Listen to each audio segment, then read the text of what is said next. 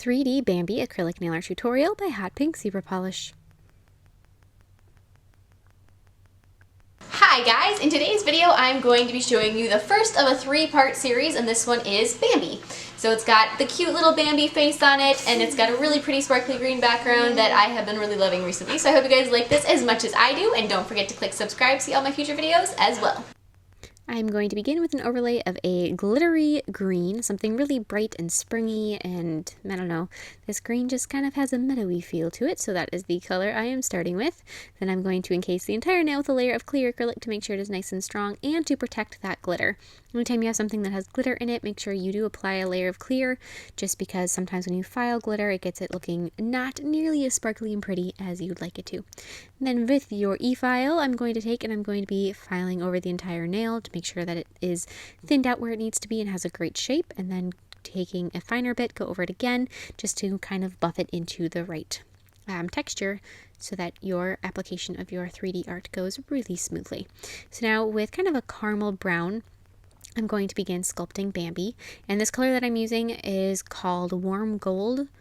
And it's actually one of my most used colors, which sounds so strange, at least in my mind, because neutrals aren't usually the colors that I gravitate towards. But this one is so versatile that it goes with so many things. And then I'm going to take and I took the tip of my brush and I just sort of pressed in for the eye socket area.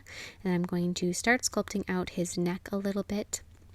And then I'm going to be adding the fur on the top of his head with a darker shade of brown. And this one is actually kind of a bronze, so my warm gold color has an ever so slight shimmer to it, and so does this brown. And the only reason I did that is because my warm gold color I knew was perfect for the rest of Bambi's face, and its shimmer I wasn't bothered by it, and I figured I should just keep it kind of the same, so that's why I made sure that my brown also had some shimmer in it, just to keep it, like I said, to keep it the same. Otherwise it wouldn't really matter. It could be a cream color.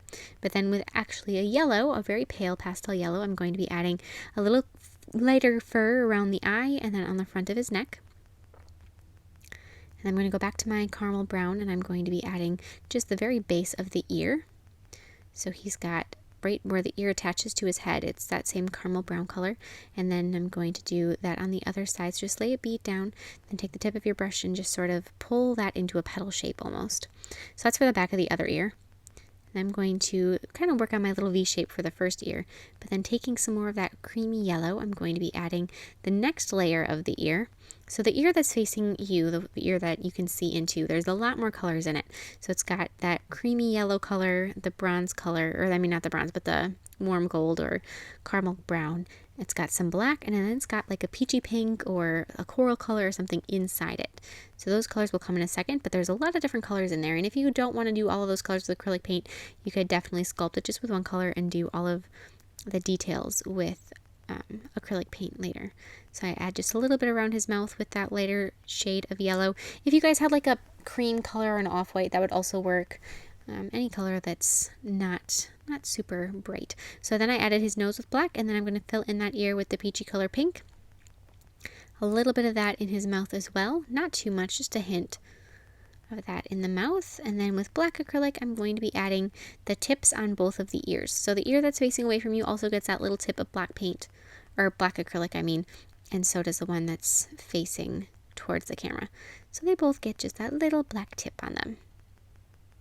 Then I'm going to take, and with acrylic paint, I'm going to start doing all of the outlining on Bambi. So I'm going to begin around the eye. Basically just find a place that you feel like starting and start, and then continue sort of spiderwebbing your way out from there. I like to choose a central point usually, and then kind of continue on. Like I said, is because it's wherever I feel at the moment where I feel like starting. So it definitely depends on the situation and the time.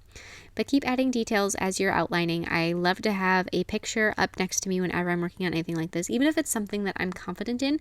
Like if I'm doing a design that has my little zebra logo, I've drawn and painted that so many different times that it's basically like knowing the back of my hand. However, it's still nice to have it next to you so that if you ever have any little bit of doubt or question or anything that you're like, I wonder if this is really how it looks, you can have something to go back and look at and verify that you are doing what you thought you were doing. Plus, it's kind of like having a security blanket or training wheels. It's nice to have it there just in case. Even if you don't need it, having it there is kind of comforting. And I'm going to take and outline Bambi's eye. So within that pale yellow eye area. Just add a nice little oval. Add the lash line. Even though Bambi's a boy, he still has eyelashes. That's the one thing that I always think is amazing whenever I look at Antelope. Their eyelashes are gorgeous, or giraffes, or, all of those wonderful creatures. Then I'm going to fill in the eye with some white. Add a little highlight on the nose. Keep touching things up here and there where necessary. Add outlines pretty much between every single color change. There's going to be an outline, so just kind of keep that in mind when you're working on it. Then add some brown in his eye, then a black pupil, and then you're going to want to do just a nice little highlight once you get to that point with a dab of white. Then apply some gel sealer over the background and matte top coat over Bambi. And you are all done. I am so in love with this little series. I think these characters are just absolutely adorable. I hope you guys love them as much as I do, and please share any recreations with me on Facebook or Instagram. I'd love to see them, and I will see you in my next video. Bye!